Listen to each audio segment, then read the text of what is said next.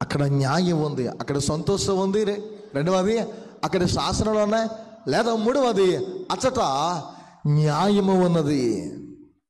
మనుష్యుడి దగ్గర అయితే న్యాయమో లేకపోవచ్చు, కానీ సరి అయిన గుండు యెహోవాకు ఇష్టమో ఇంపని దేవుని వాక్యం తెలియజేస్తుంది.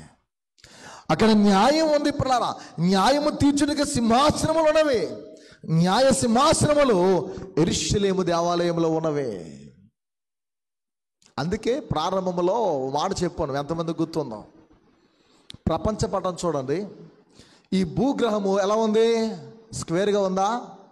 ఎలా ఉంది? రౌండ్గా ఉంది. సర్కిల్గా ఉన్నటువంటి ఈ భూగ్రహం మనం చూస్తే ఇది మధ్యస్థానం ఏదైతే ఉందో ఆ మధ్యలో జెరూషలేము ఉంది. ఈ యెరూషలేము మధ్యలో యెరూషలేము నడిబొడ్డిన కేంద్రము నేనే అనేటట్లు దేవాలయం ఉంది. ఆ దేవాలయంలో నేనే లోకమంతటికి కేంద్రం అనేటట్లు పండితుల మధ్య 12 ఏళ్ళకి వెళ్ళినటువంటి బాలుడైన యేసు ప్రభువు కూర్చొని ముచ్చటిస్తారు. ఆయన ఎప్పుడు కూడా మధ్యస్థానమే. ఆయన ఎప్పుడు మధ్యవర్తిగానే కనిపిస్తున్నాడు.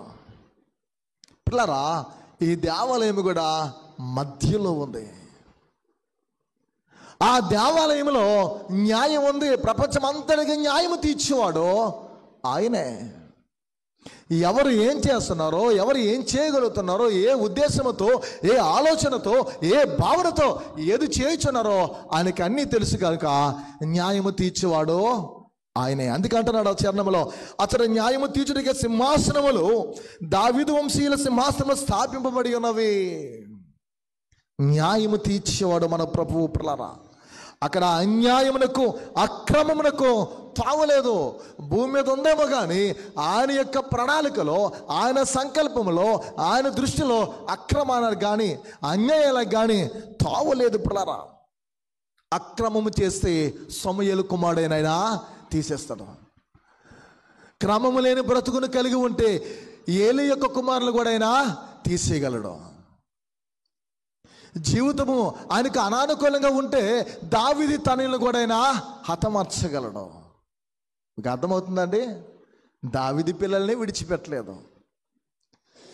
దేవుని కొరకు ఏర్పాటు చేయబడినటువంటి వాడు, నాజీరు చేయబడినటువంటి సమూయేలు బిడ్డలనే విడిచిపెట్టలేదు. పిల్లరా, మన జీవితాల్లో ఎలా, మన బిడ్డల యొక్క భవిష్యత్తులో ఎలా ఉన్నాయి?